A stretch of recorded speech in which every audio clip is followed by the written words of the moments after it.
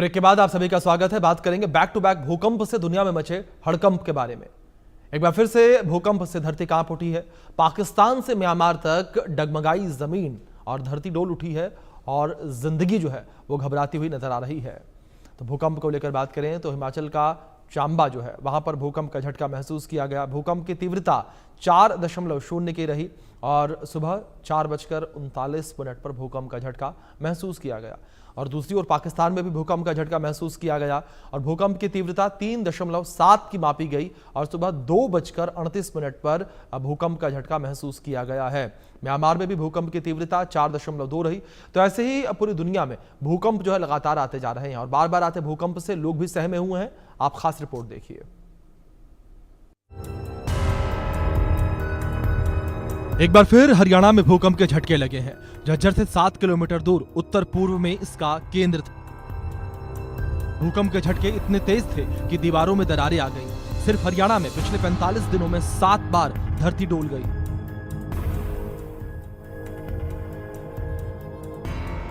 जून की शाम को भूकंप के झटके महसूस किए गए और भूकंप की तीव्रता रिएक्टर स्केल पर 2.8 मापी गई।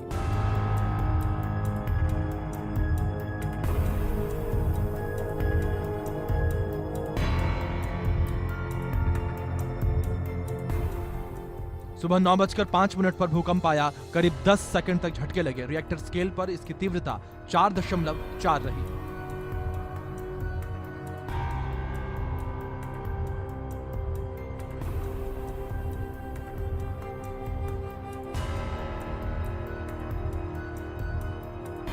शाम 7:49 पर झटके महसूस किए गए। रिएक्टर स्केल पर इसकी तीव्रता 3.7 रही, जिसका असर गुरुग्राम, रोहतक, जिंद, रेवाड़ी, सोनीपत और झज्जर में दिखा।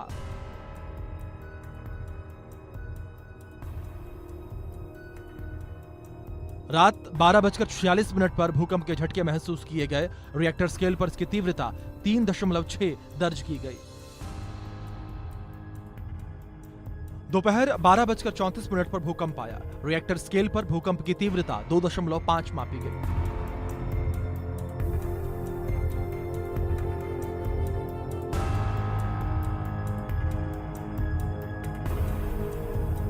फरीदाबाद में सुबह 6 बजे भूकंप का झटका महसूस किया गया। रिएक्टर स्केल पर भूकंप की तीव्रता 3.2 मापी गई।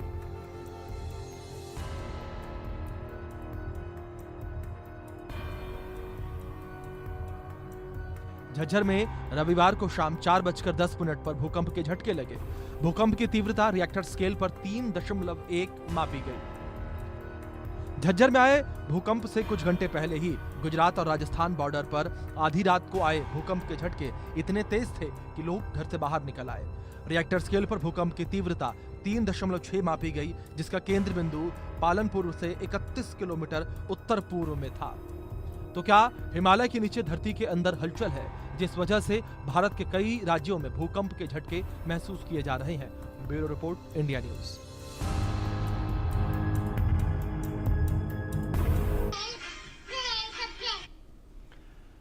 तो भूकंप के झटकों को लेकर बात करें तो लगातार जिस तरीके से भूकंप के झटके महसूस किए जा रहे हैं, लोग भी इससे डरे हुए हैं, सहमे हुए हैं और लगातार आ रहे भूकंप को लेकर लोग चिंतित नजर आ रहे हैं। लोगों का केवल एक ही सवाल कि आखिर बार बार भूकंप के झटके महसूस किए जा रहे हैं और आखिर जो भूकंप की घटनाएं हैं वो इतनी ज़्यादा अचानक से बढ़ क्यों गई हैं।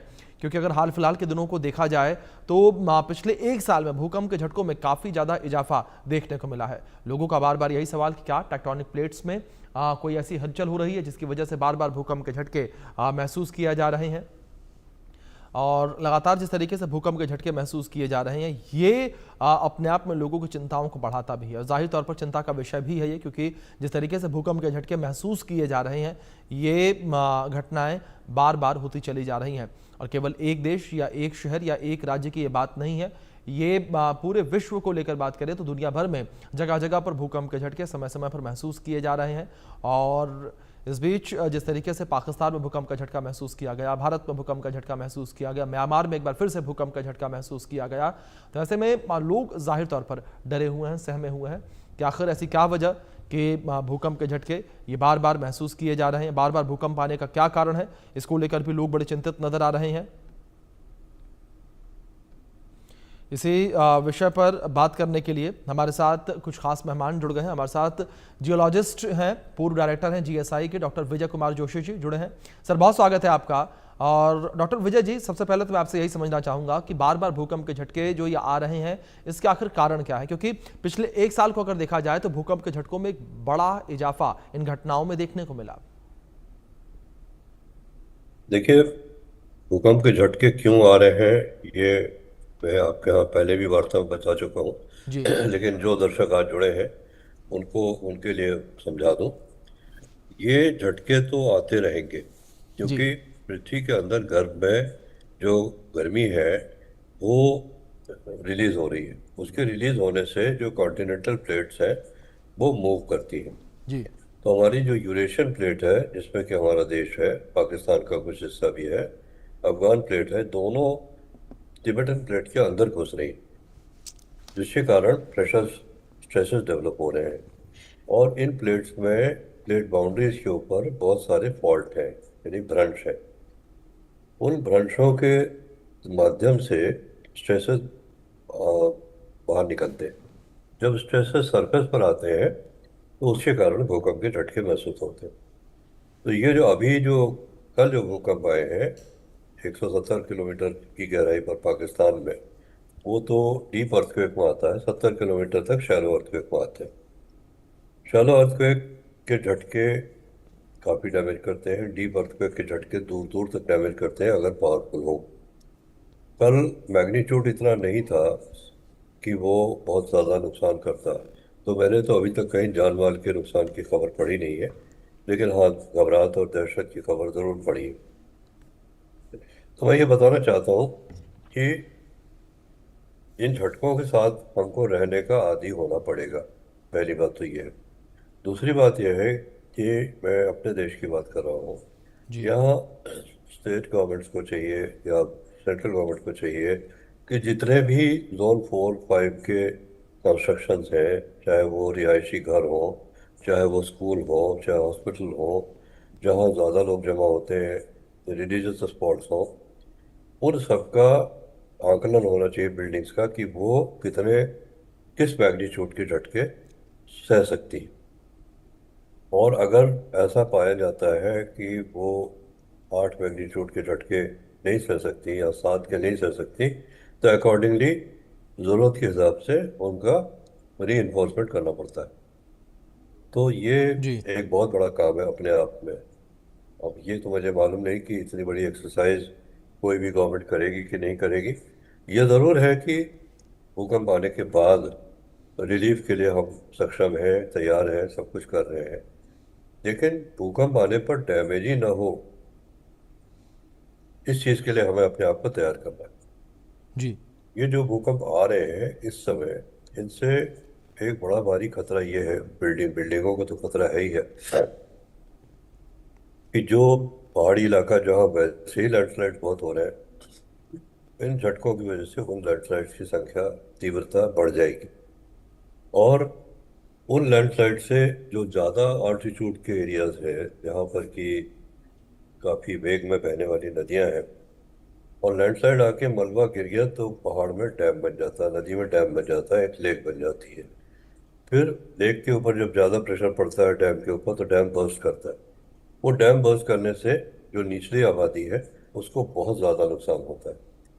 हमें इसके लिए भी तैयारी करके रखनी पड़ेगी, क्योंकि आजकल हमारे पास सर्वेइंग के तरह तरह के इंस्ट्रूमेंट्स हैं, और चौबीसों घंटे सेटेलाइट की मदद से हम नज़र रख सकते हैं कि कौन सी लेक बर्स्ट होने का खतरा है या कौन सी लेक बर्स्ट हो गई है। तो वहाँ की आबादी को जरूरत पड़े तो शिफ्ट करना पड़ सकता है।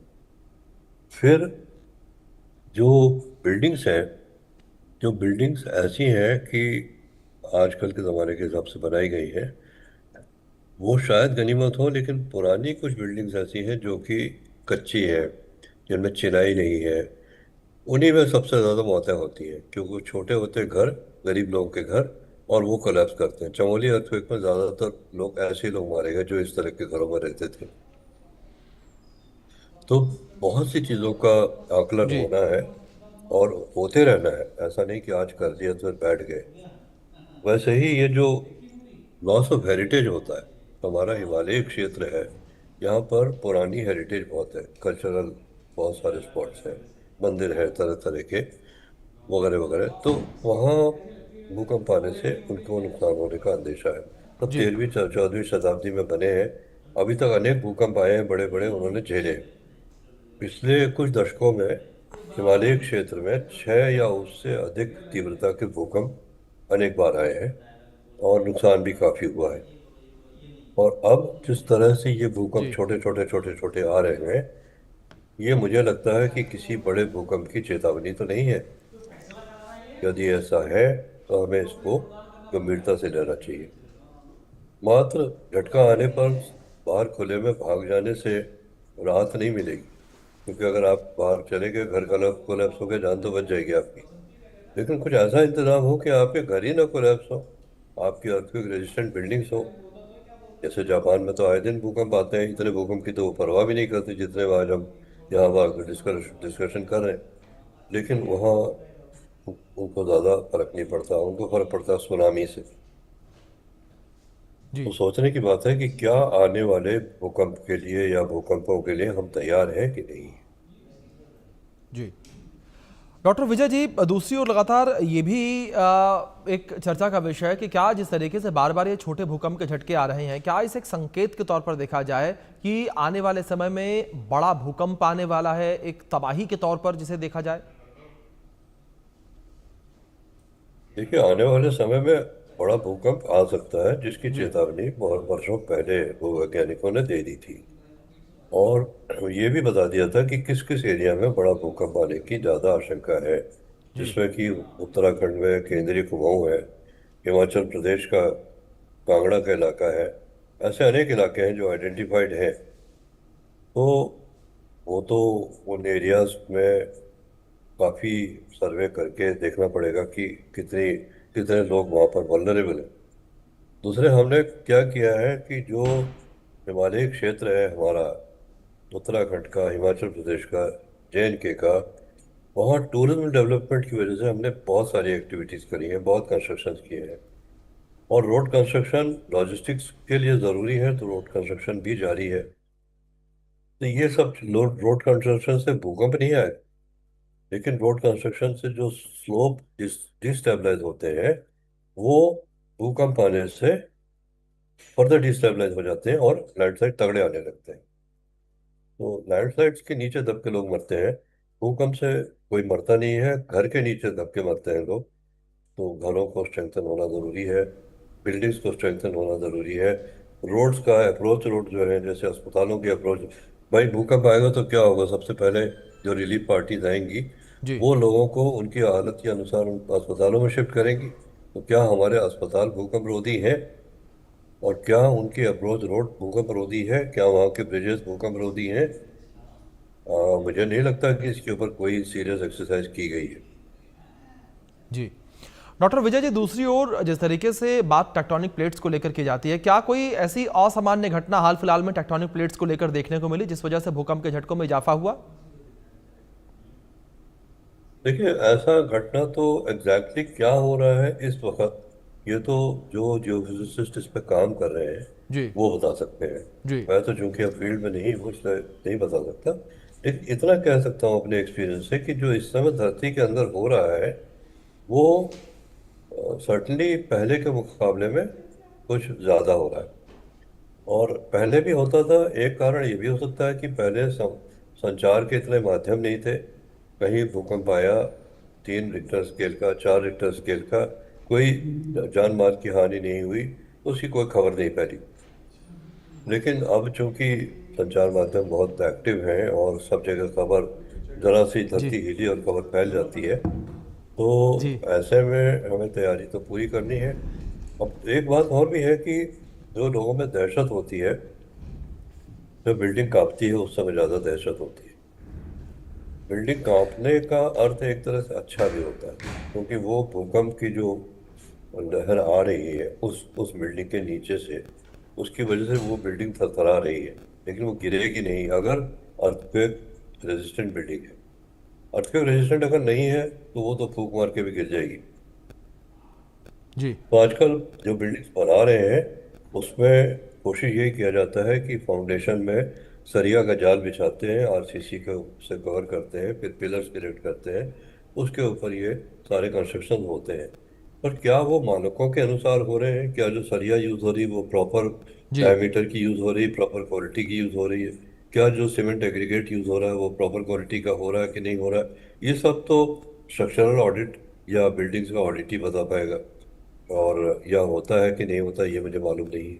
जी जी। बिल्डिंग्स डॉक्टर का विजय सुरक्षित जी, होना जिस बहुत तरीके से जरूरी। आप इन तमाम बातों का जिक्र कर रहे हैं, लेकिन इस बीच एक सवाल और ये भी है कि क्या अचानक से जो फॉल्ट लाइनें हैं उनमें इजाफा देखने को मिला है? देखिए, जब हिलेगी कोई चीज तो फॉल्ट लाइन तो पैदा होंगी ही, जी और फॉल्ट लाइन बढ़ भी सकती है, और भी बढ़ सकती है जितनी है एग्जिस्टिंग है। जी क्योंकि बड़े बड़े फॉल्ट तो रिकॉग्नाइज्ड है, छोटे छोटे फॉल्ट तो आए दिन नए नए डेवलप होते रहते हैं। जी जब कोई चीज लगातार हिल रही है तो जाहिर है कि दरारें पड़ेंगी और फॉल्ट ब्रंच होंगे। और ये ब्रंच होना प्रकृति के लिए अच्छा है, क्योंकि उसके स्ट्रेस रिलीज होता है। जी जब स्ट्रेस रिलीज होता है तो हमको भूकंप महसूस होता है। जी तो हमें भूकंप महसूस हो रहे हैं तो ये तो अब हमको देखना है कि किस एरिया में हम किस तरह की सुरक्षा के उपाय करें। जी। आप दूसरी ओर, जिस तरीके से डॉक्टर विजय जी भूकंप के झटकों को लेकर बात की जाए, लगातार कई रिपोर्ट्स ये भी दावा करती रही हैं कि जो भूकंप के झटके महसूस किए जा रहे हैं, बार बार भूकंप आने की वजह से जो समुद्र के अंदर दबे हुए ज्वालामुखी हैं वो भी फट सकते हैं और उससे भी एक महातबाही जो है वो हो सकती है। क्या ऐसा पॉसिबल है? देखिए, समुद्र के अंदर जो ज्वालामुखी है वो तो अपने हिसाब से अपने दबाव पर काम कर रहे हैं। जहाँ वहाँ दबाव बढ़ेगा, जैसे यहाँ भूकंप आता है, वहाँ जब दबाव बढ़ता है तो जो अंदर ज्वालामुखी है वो मैग्मा फूट के सरफेस के ऊपर आता है, जहाँ से भी उसको रास्ता मिले। और जब फूट के सरफेस पर आता है तो वो लावा के रूप में बहता है। जी अब अगर ये समुद्र के अंदर है और वोल्केनो फटा, ज्वालामुखी फटा, हो सकता है कि समुद्र के किनारे की बहुत सी जमीन तय करके समुद्र में गिरे। तो ये वही इफेक्ट होता है जो एक पानी के बड़े टब में अगर आप एक कोने में एक ईंटा गिराए तो पूरे टब में लहरें पैदा हो जाएंगी। तो जो एक काफी बड़ा एरिया किनारे का समुद्र के अंदर गिरेगा तो वही इफेक्ट आएगा, और समुद्र में जो लहरें पैदा होंगी वो समुद्र के सरफेस के नीचे चलेगी, जिनका कि एम्पलीट्यूड कम होता है लेकिन उनका लेंथ ज़्यादा होती है। और वो काफ़ी एनर्जी अपने अंदर लेके चलती है। समुद्र के अंदर, समुद्र की सतह पर पता नहीं चलता, लेकिन जब वो किनारे पे जाके स्ट्राइक करती है तो उसमें इतनी ज़्यादा ताकत होती है कि मजबूत से मजबूत बिल्डिंग, मजबूत से मजबूत दीवार उनके आगे रुकती नहीं। इसीलिए जहाँ जहाँ बहुत खतरे हैं विकसित देशों में जैसे जापान में, वहाँ सुनामी वॉल बनाई गई है। और पिछली सुनामी जब आई थी फुकुशिमा डिजास्टर के टाइम पर, उस समय सुनामी की हाइट इतनी थी कि वो वॉल को फांद के पानी अंदर आ गया था। तो ये अब उनको इससे एक नया सीख मिली, उन्होंने इसके लिए और इंतजाम किए हैं। हमारे देश में जी अभी तक उस तरह की सुनामी तो नहीं आई, लेकिन सुनामी जब आई है तब नुकसान तो काफ़ी हुआ हमारे पेनिनसुलर रीजन में। तो हमारे लिए तो भूकंप जो है वो ज़्यादा मेजर समस्या है बनिस्बत सुनामी के।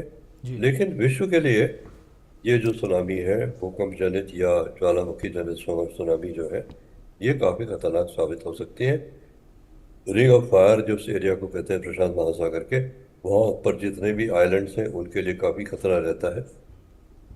सबने अपनी अपनी तैयारी कर रखी है।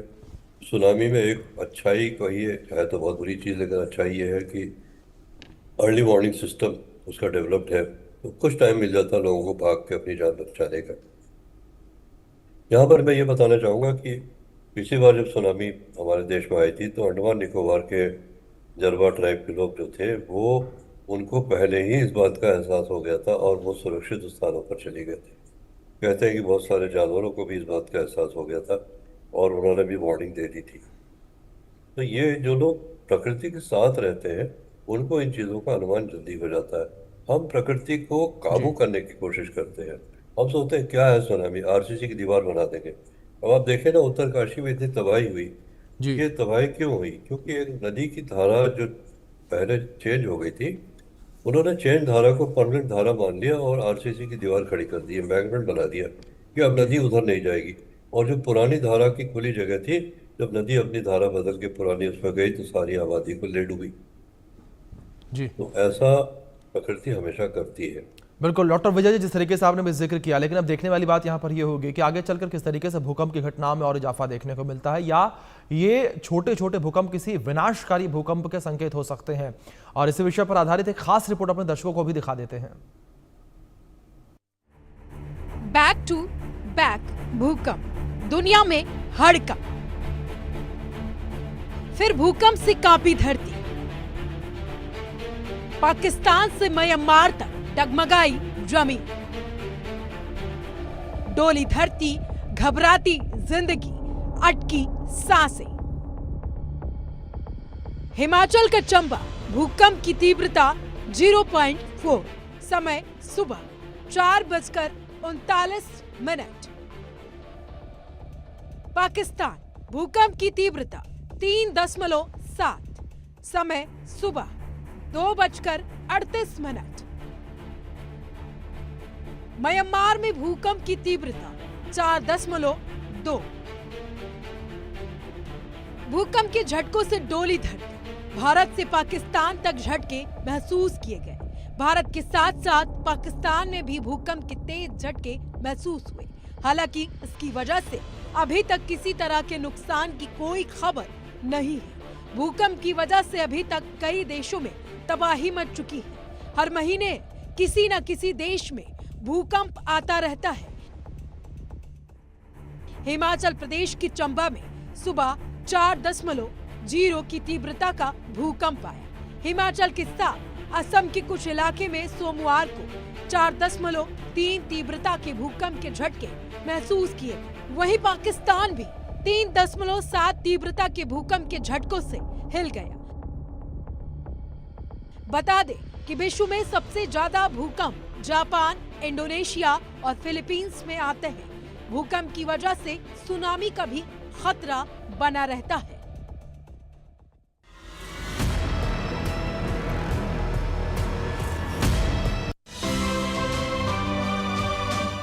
ग्रामीण अर्थव्यवस्था को मजबूत करने के लिए उत्तर प्रदेश सरकार पशुपालन और दुग्ध विकास के क्षेत्र को लगातार सशक्त बना रही है। प्रत्येक गौवंश का 1500 रुपए हर महीने ये सरकार उन पशुपालकों को उपलब्ध करवा रही है